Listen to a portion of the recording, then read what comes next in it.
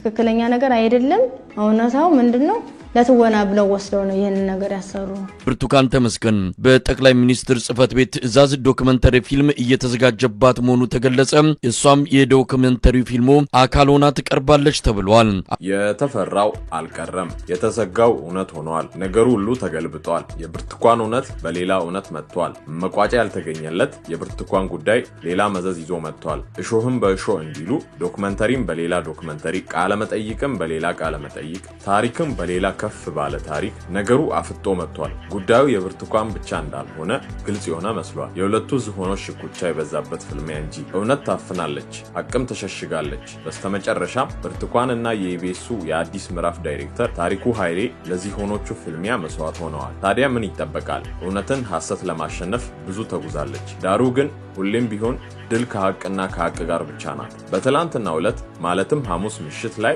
ብርቱካን እውነቷ ሌላ ነው እውነቱን እነግራችኋለን በማለት ሁሉም በሚባል ደረጃ የመንግስት ሚዲያዎች ለምሽት ቀጠሩ እኛም የተባለውን ነገር እውነት ወይስ ሌላ ድራማ የሚለውን ለማየት አይኖቻችንንና ጆሮአችንን ወደ ተባሉት ሚዲያዎች አነሳን ዶክመንተሪው ገና ከጀምሩ ብዙ ሊያስብል የሚችል ሆኖ አግኝተናል በዶክመንተሪው ላይ ቃል በሚሰጡ ሰዎች ፊት ከሚታየው መደናቀጥ እስከ ባልና ሚስት የተለያዩ ነገሮች ማውራት የሆነ ነገር እንዳለ ለመጠራጠር ያስገድዳል ከሁለታው ማለትም ከመጋቢት 14 ምሽት የኢቢኤስ አዲስ ምዕራፍ በላይ የተሻለ የብርቱካን እውነት እኔ ጋር አለ ያለው አካል እንኳንስ ይሄን ሊሆን እርስ በርሱ የሚጣረሱ በርካታ ነገሮችን አየን ሰማን ብርቱካን በድንግልናን ያገባችው ወይስ አርግዛ የተወለደችው የት አካባቢ ነው ሁለት እጁ አነሴ ወይስ ስናን እነዚህ ጥያቄዎች እውነትን የደበቁ እውነትን የደፈኑ ሆነው ተገኝተዋል ይህ ዶክመንተሪ ብዙ እንድንጠይቅ ያደርገናል የደም ነጋዴ የሚል ቀጽላ ስም የተሰጣት ተወዳጇ ጋዜጠኛስ እውነት በተዋለው ነገር ላይ እጁ አለበት ወይስ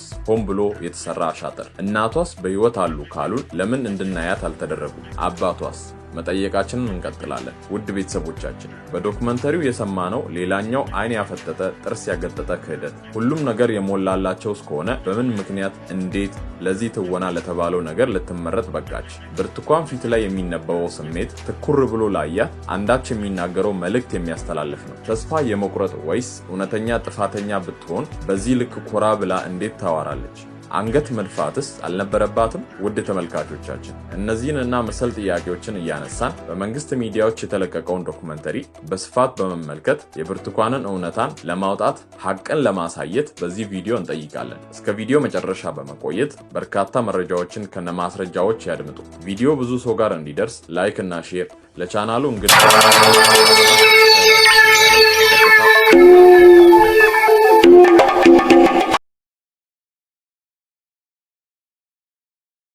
ለህዝብ የተለቀቀው ዶክመንተሪ ከመሰራቱ በፊት ቀድሞ ብርቱካንንና ሌሎች ግለሰቦችን በቁጥጥር ስር አውለው ይህንን የኢቢኤሱን ዶክመንተሪ ይቀለብስልናል ያሉትን ይህን ዶክመንተሪ እየሰሩ እንደሚገኙ ቀደም ሲል በወጡ መረጃዎች ለመመልከት ችለናል ለስርዓቱ ቅርብ ከሚባሉ የመረጃ ሰዎች ናቸው ከተሰኙ ሰዎች ጨምሮ ያገዛዙ ተቃራኒ እስከሆኑ ግለሰቦች ድረስ ይህ ጥርጣሬ እንደነበረ ባደረግነው ማጣራት ለመመልከት ችለናል አዲሱ ዶክመንተሪ ምን ያህል የሁሉን ዶክመንተሪ ቀለበሰ የሚለው ጥያቄ እንዳለ ሆኖ በዚህ ዶክመንተሪ የብርቱካንና የባለቤቷ ሰርግ ተብሎ በወጣው ቪዲዮ ላይ ያየነው ምስል ሁርለታ ካየናት ብርቱካን ጋር በእጅጉ የምትለያይ ሴት ተመልክተናል ከዚህ በተጨማሪ የሰርጋቸው ፎቶ አጠገብ የአረብኛ ቁጥሮችና ፊደሎች ተመልክተናል ይህ አንድ ጥያቄ ያጫረ ጉዳይ ነው ሁለቱም ጥንዶች ናቸው የተባሉት ክርስቲያን ናቸው ይህ ዶክመንተሪ በሌላ ሰው ቤት በማስገደድ የተቀረጸ ይሁን እንዴ የሚል ጥያቄ ያጭራል ምን ይህ ብቻ ግድግዳው ላይ ያሉት የሰርግ ፎቶዎች አዲስነታቸው ያስገርማል ከዚህም በተጨማሪ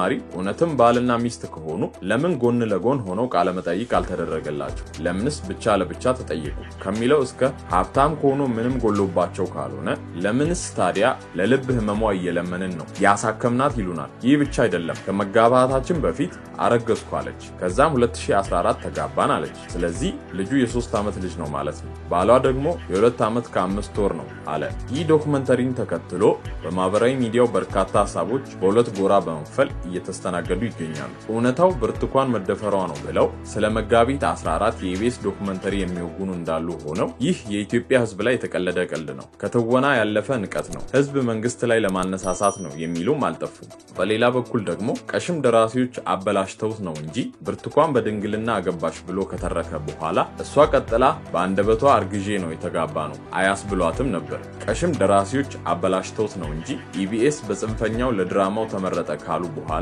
መልሰው ደግሞ ከጽንፈኞች መካከል ድምጻቸው ነው ተብሎ ያወሩት እነ መዓዛ ኢቢኤስ እና መንግስት አብረው ነው የሚሰሩት የሚለውን ንግግር መቁረጥ ነበረባቸው። ገንዘብ ተከፍሏት ነው የሚል መልእክት ካስተላለፉም በኋላ ጽንፈኞቹ እነ ተስፋዬ ብርቱካን ለትራንስፖርት የሚሆን በሚል 5000 ብር ብቻ እንደተሰጣት የሚናገሩበትን መቁረጥ ነበረባቸው እያልን ብዙ መቀጠል ይቻላል። በነገራችን ላይ በሚዲያ አሰራር መሰረት የብርቱካን ጉዳይ የተሳሳተ ነገር አለው ከተባለስ በራሱ በኢቢኤስ አልነበረም ወይ መቅረብ የነበረባቸው? ኢቢኤስ የሰራው ፕሮግራም ችግር የሌለበት ነው በሚል አቋሙ ስለጸና ይመስላል። ለማንኛውም የብርቱካን ታሪክ የበርካታ ኢትዮጵያውያን ታሪክ መሆኑን ሚሊዮኖች ያውቃሉ። ያለፉት ዓመታት ብዙ ታሪኮችን ትተን ባለፈው ሳምንት አልዲሮ ላይ የታገቱትን አውቶቡስ ሙሉ ተሳፋሪ ወገኖቻችን በዚህ ሰዓት ምን እየተፈጸመባቸው እንደሆነ ፈጣሪ ነው የሚያውቀው። ይሄ አንዱ እየተፈጸመ ለሚገኝ ሰቆቃ ማሳያ ነው። ብርቱካን ከደም ነጋዴዎች ጋር ሆና ይሄን ድራማ እንድትሰራ ያዘዛት ማን ነው? ብርቱካን ከደም ነጋዴዎች የተቀበለችውን የድራማ ስክሪፕት ስታጠና እንዲሁም ስትተውን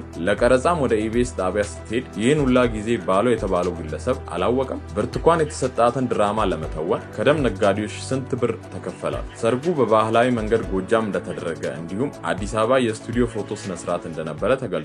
ሙሉ የቤተሰብ አባላት አብሯቸው ፎቶ እንደተነሱ ተነግሯል። ስለዚህ የእናትና አባቶቻቸውን ፎቶ ለምን አላሳዩንም? ብዙ ያስጠይቃል። ይህች ምስኪን በጤናዋ ሳለች ከደረሰባት በላይ አሁን በህመም ውስጥ ሆና የደረሰባት ያለው እስርና እንግልት፣ ማስፈራራት እንዲሁም የማስተባበያ ስራ ወከባ በጣም ያስገርማል፣ ይከብዳል። የነጋ መስሏት የድረሱልኝ ጥሪ አቅርባ አሁንም መከራው ለጸናባት ለዚች ምስኪን ፈጣሪ ይሁናል። እሷ ራሷን ሆነ ሌሎች መሬት የተደፋባቸውን ታጋቾችን ወክላ መናገሯ በህዝብ ዘንድ ተቀባይነት ቢያገኝም ገመናዬን ሜዳ ላይ ያሰጣችብኝ በሚል አካል እንዲሁም ተማሪዎቻቸው ሲታገቱ ሳይሆን የደረሰባቸውን ሲናገሩ ለመግለጫ አሰፍስፈው በሚነሱ ዩኒቨርሲቲዎች ጥርስ ተነክሶባታል። ስለዚህ አሁን በምንም መንገድ ቢሆን ጉዳዩን ለማጥፋት የማይወጣ ተራራ አይኖርም።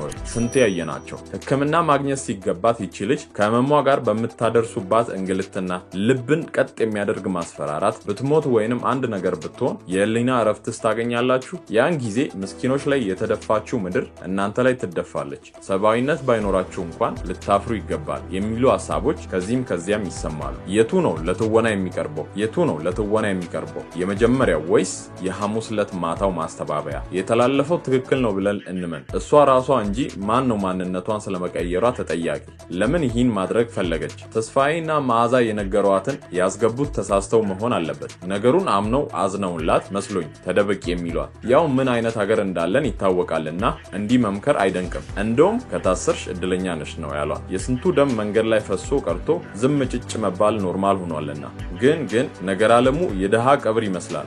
ጥድፍ ያለው ነገር ያስገርመኛል። ትንሽ እውነት እንዲመስል እንኳን ፋታ መውሰድ ከካድሬዎቹ ቃል ጋር አንድ ማድረግ ጥሩ አልነበረም? የሆነ ሆኖ ግን ዋነኛው ጭብጥ ሰው አይታገትም አይደፈርም ነው ያስተዛዝባል። ግን በሴቶች ጥቃት ላይ ተመስርቶ እንደዚህ አይነት ድራማ መስራት ተገቢ ነው? ላለፉት 7 ዓመታት በሀገራችን ብዙ ሴት እህቶቻችን ላይ የበዛ ግፍና በደል ተፈጽሟል። በፖለቲካ ቀውስ፣ በጦርነት ሆነ በግጭት ምክንያት ሴቶች እህቶቻችን ተገድለዋል፣ ተደፍረዋል፣ ተፈናቅለዋል። ህልማቸው ከስሞ፣ ክብራቸው ተገፎ፣ እናትነታቸው ረክሶ፣ ሴትነታቸው ተፍቆ በተስፋ ማጣት ውስጥ ዳክረዋል። ታዲያ የብርቱካን ጉዳይ ነገ በሴት እህቶቻችን ላይ በደል ቢፈጸም የሐሰት ድራማ ነው እንዲባል መንገድ የሚከፍት ነው። ምን ያህል አጀንዳ ቢጠፋ በሴት እህቶቻችን ይቆመራል የሚሉ ሰዎች እንዳሉ ሁሉ ብርቱካን ገንዘብ ለማግኘት ተንኮል ካላሰበው ልቧ ይህን አድርጋለች የሚሉ ሰዎችም አልጠፉም። ወደ ቤተሰቦቻችን እናንተስ በዚህ በመንግስት ሚዲያዎች በተላለፈ ዶክመንተሪ ፊልም ላይ ያላችሁ ሀሳብ ምንድን ነው? ስለ ብርቱካን እውነት ተብሎ የወጣውስ እውነት